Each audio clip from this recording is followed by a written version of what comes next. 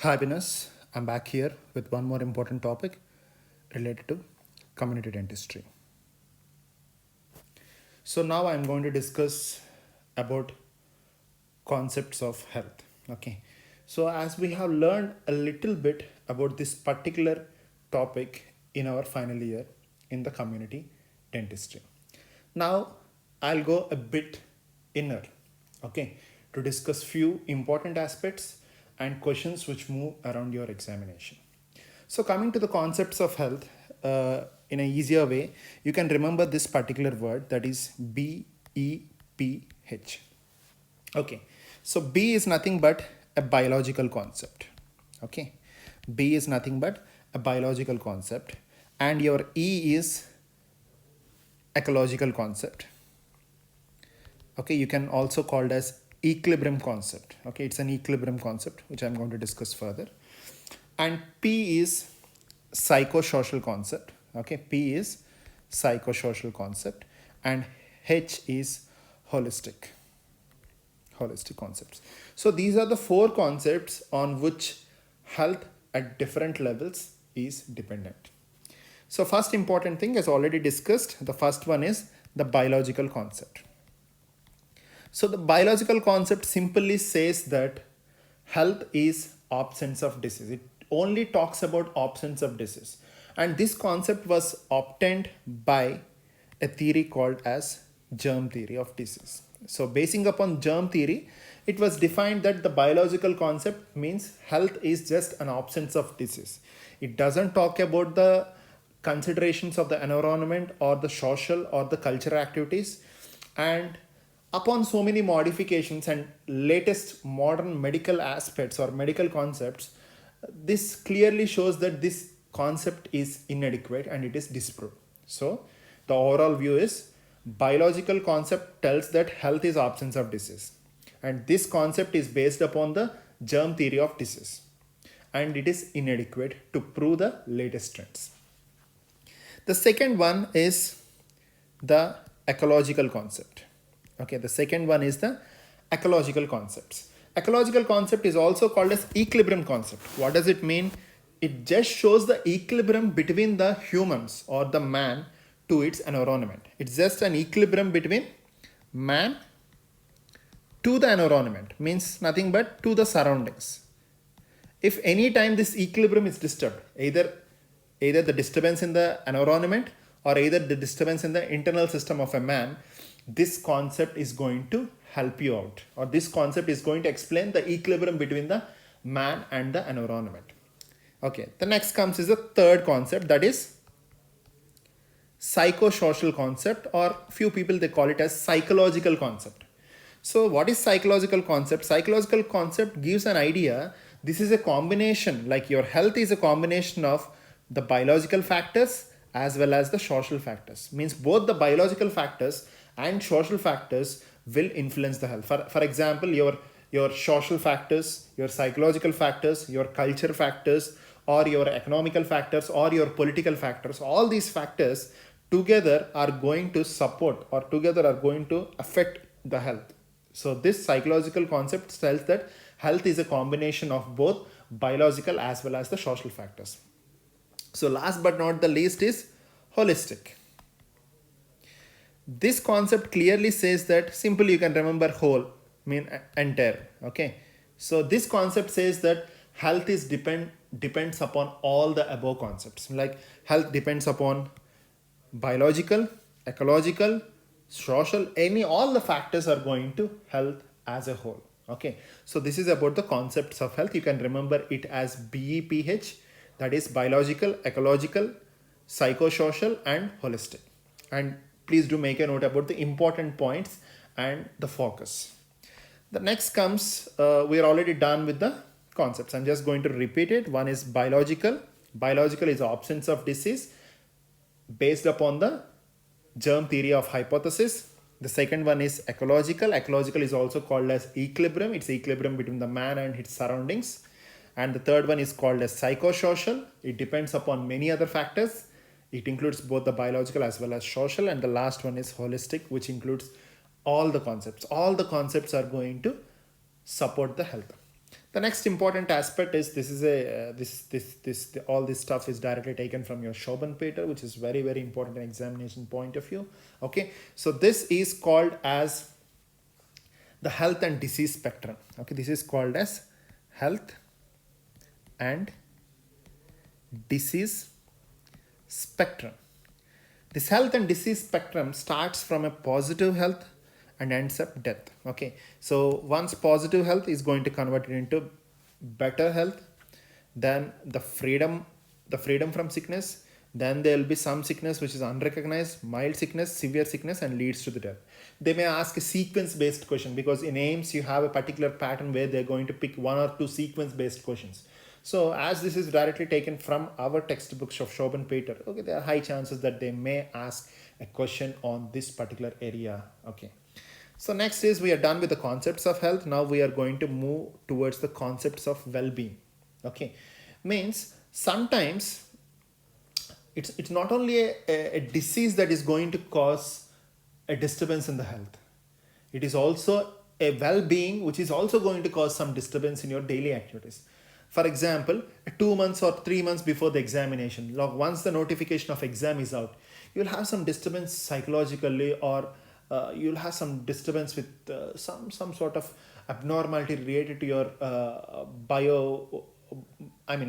biological aspects in the body, some disturbance because of exam phobia.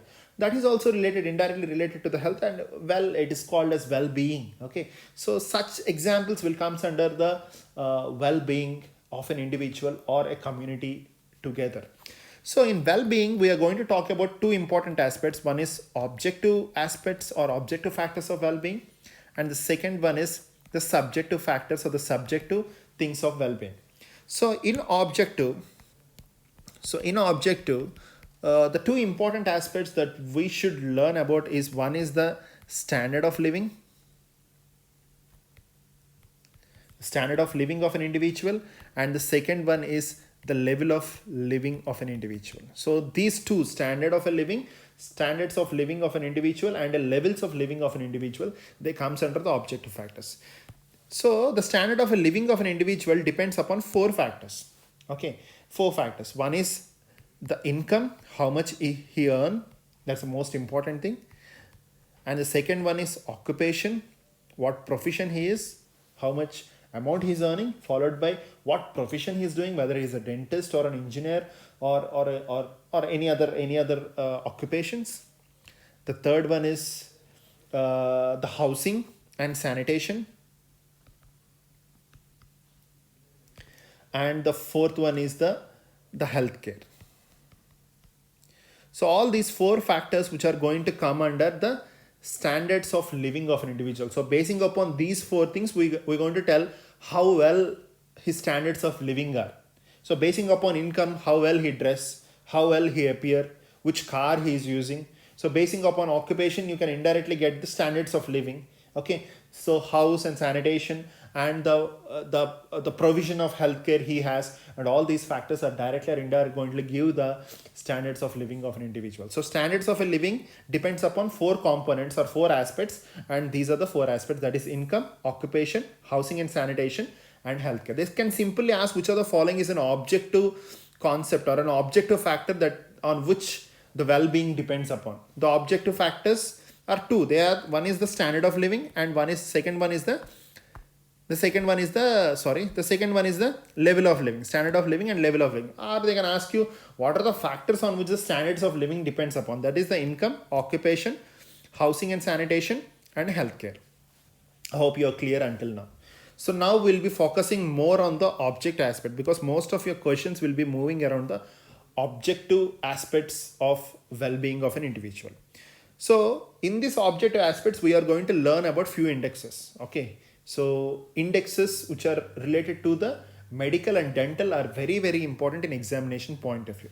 Dental we have already learned in our dental indexes, right? Indices. And few of the medical indexes I'm going to cover right now, which will be coming under the subjective aspects of well-being. And few other medical indexes were covered in your power play books. Okay, medical indexes, please do check them when you have access to the particular books. They are mandatory that you have to learn. So the first index that I'm going to talk about is PQLI. Okay, PQLI, or else the easy way to remember is PQLI. PQLI, you can make it as PQLI1. Okay, you can remember it as PQLI1. I'll tell you why you have to add 1 to it. The simple way of remembering this is PQLI1, which is called as Physical Quality of Life Index 1. You can remember it as 1. So this includes 3 factors. Okay, one is infant mortality rate. The second one is literacy rate. The third one is life expectancy at 1 year. So I told you to remember it as 1. So that is because life expectancy at 1 year. That is very, very important, because they can give you an option like life expectancy at birth. So it's very important. They can simply ask all of the following components are included in PQLI index except. They'll give you 2 options. Infant mortality rate, yes, included. Literacy rate included. Life expectancy at birth, life expectancy at 1 year. So life expectancy at birth is not included in this. Okay, so that's the question already asked in the previous examination. So please do make a note. These include 3 factors: infant mortality rate, literacy rate, life expectancy at 1 year. And the value of this is 65 for India. So for our country, the value is 65. It ranges from 0 to 100, and our country value is 65. So please do make a note of all this related to PQLI1 index. I hope you're done with this. The second index that is very, very important is HDI. HDI is nothing but Human Development Index. Now this HDI is converted into IHDI. Now this HDI has been converted into another term. Other term has been used, that is IHDI. They may ask you HDI or IHDI. IHDI is nothing but Inequality Adjustable HDI index. It is inequality. It is inequality adjusted HDI index. Most of your questions will be same. Okay, HDI is also called as IHDI. The components and everything are same. Just the name was changed from IDI, that is Human Development Index, into Inequality Adjustable Human Development Index. Just to make a note of this. Okay. So now we are going to talk the components or the factors which comes under this Human Development Index. So Human Development Index mostly talks about the long and healthy life. Okay, how healthy you are, how long you are living your life. Okay, so this is one factor, followed by talks about the knowledge of a person, like how well he is educated, and he talks about the standards of living. It talks about 3 important factors, which is long and healthy life, the education qualification of a particular individual, and it's going to talk about the standards of living, the decent standards of living. So these are the 3 important factors which are included. So how to calculate this? Okay, how to calculate this is, it's going, the 3 important calculations which are included here are life expectancy at birth. When we are talking about PQ, when we are talking about PQLI index, we are talking about life expectancy at 1 year. But when you are talking about Human Development Index, we are talking about life expectancy at birth. So this difference is very, very important. The second one, as already mentioned, I'm talking about the education qualification of an individual. That is a knowledge of an individual. So knowledge of individual can be measured either with mean school years. Okay, you can measure the mean school years, or you can measure the expected school years.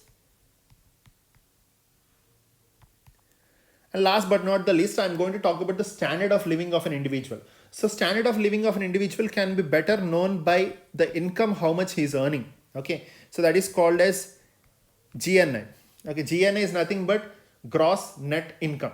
Okay, GNI is nothing but gross net income. So all these 3 factors are considered in Human Development Index. What are they? Life expectancy at birth. This word birth is very, very important. We need to collect the mean school year or expected school year. Okay, and finally we need to collect the income of an individual in the form of GNI, that is gross net income. So we need to take a geometric mean of all this. So once you take a geometric mean of all this, you're going to get a value. You're going to get a value. That value ranges from 0 to 1. So the range of Human Development Index ranges from 0 to 1 and India value is 0.67. India value is 0.67. Few of your books says India ranks 132. That 132 ranking is around is according to 2018 analysis, and according to 2019 analysis, India ranks in 129th position. Okay, so please do check in your questions. Okay, they may ask you according to 2019, it is 129. According to 2018, is 132. So if you have 129 in the option without mentioning the year, it's better to go with 129. If you don't have 129 as an option, then the better option is maybe thinking that the question is according to 2018 reference, then you can go for 132 as an answer. I hope you're very, very clear, right? You're very clear, right? So there may be like you can the next level of question can be a simple formula based question, like most of the indexes. How you calculate most of the index? Most of the indexes, particularly related to this subjective indexes, most of the indexes are calculated by the actual value of a country, minus the minimum value of the index by the maximum value minus minimum value. So this is a formula, because every index has a maximum value and a minimum value, and every index has a value for the country. So how you are going to calculate a particular value at that particular time is actual value of a country minus the minimum value by maximum value minus minimum value. This is a formula. They may not ask, but it is mandatory that you have to learn, because they can drop a question from any corner. For example, I'm going to give a simple example. So the life expectancy, for example, if you talk about the life expectancy, the minimum life expectancy is 20 years. The maximum life expectancy is somewhere around 83 years. So you know that life expectancy for our country, there will be some value. For China, there will be some value. So if you want to calculate the index, life expectancy of a country minus the minimum value is 20, the maximum value is 83, minus the minimum value is 20. Okay, mostly they will not ask a question. I'm just giving an example. So this is how the important aspect about HDI. So we have learned two indexes. One is physical quality of life index. Second one is human development index.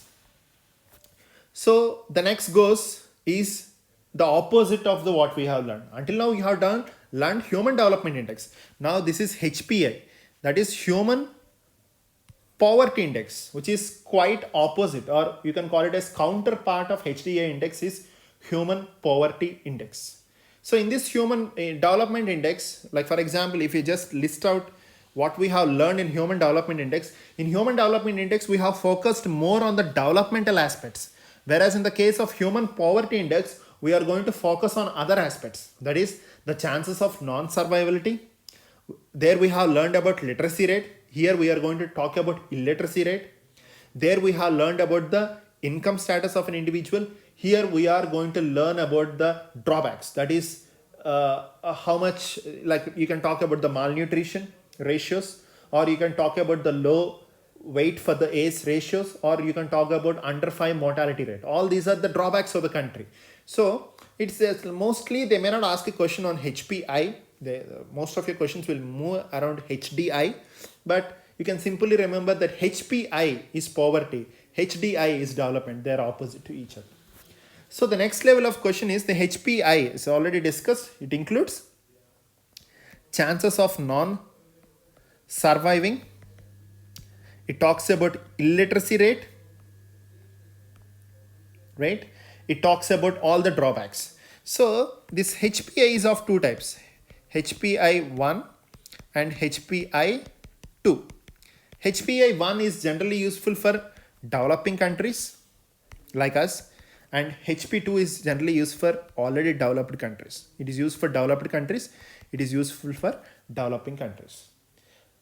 So what we focus on HPI1, okay. In HPI1, we mainly focus on the probability of death within 40 years. So HPI1 we'll check off the probability of death within 40 years, whereas HPI2, we will check the probability of death within 60 years. So that's the main difference between both of them. And in HP1, we talk about the adult literacy rate. We talk about the safety water supply. We talk about the sanitation facilities. Okay, we talk about the number of children below the weight for the particular age.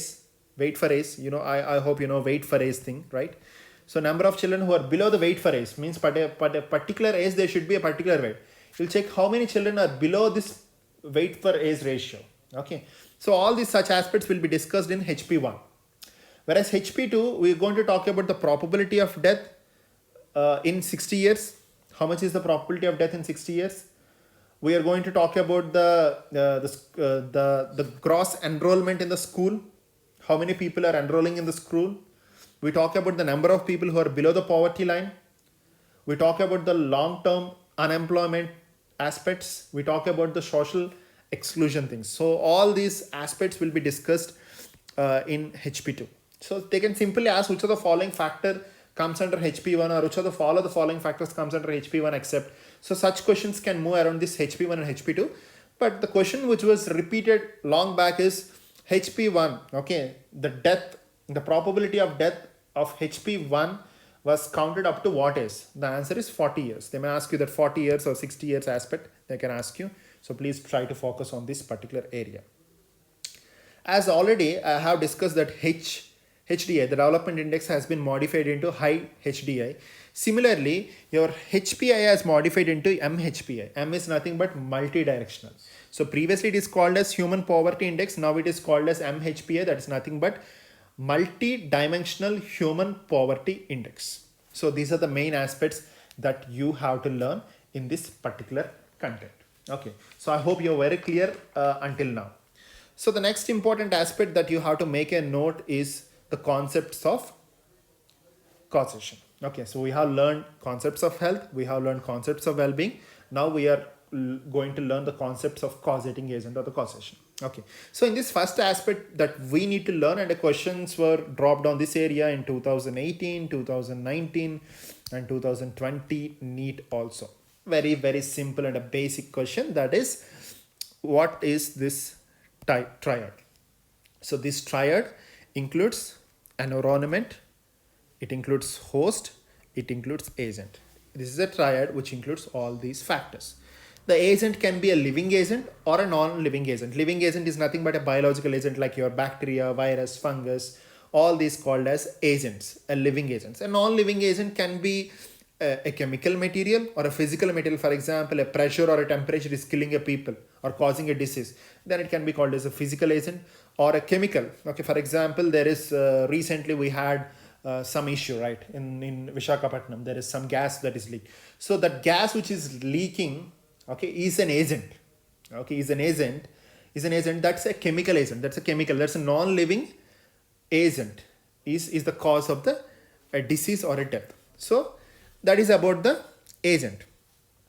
The next one is the host. The host is we. The host or the host factors, or that's about the. And environment is the surrounding things. That can be an internal environment which is inside the body, or an external environment which is outside the body. Okay, so just drop a rough idea, but most of your questions will move around what are the components that are included in this particular triad is going to be your question. Okay, so there are few differences. I hope you have learned your Caris triad, right? The Caris triad is again the simple. What is the Caris triad? The Caris triad is the substrate. Substrate is nothing but a sugar. Okay, the host is the teeth. Okay, the bacteria or the agent. Okay, the bacteria is agent. So this is your Caris triad. So the Caris triad has been converted into Caris tetrad by adding time at the center. Okay. Similarly, your epidemiological triad was converted into a triangle. So if they ask triad, then the triad will have only 3 factors. If they ask triangle, if there is a 4 option question, then the only difference is the time is added to that. Okay, I hope you are very, very clear. There is something called as advanced triangle. Okay, you need to make about all these are some advanced things. Okay, there is something called as advanced triangle. Your normal triangle is converted into advanced triangle. What is advanced triangle? In which the advanced triangle, in which the host is converted into population. Okay, your environmental factors are not only the environmental factors. There are many other factors: political factors, social factors, all external, internal factors are included, and the main one, that is the agent. The agent is, there are multiple agents. It can be a multiple agents, right? So they include multiple agents. They are multiple causative factors. One side we have converted the host into population, and the environmental factors into multiple factors. That is called as advanced epidemiological triad. I hope you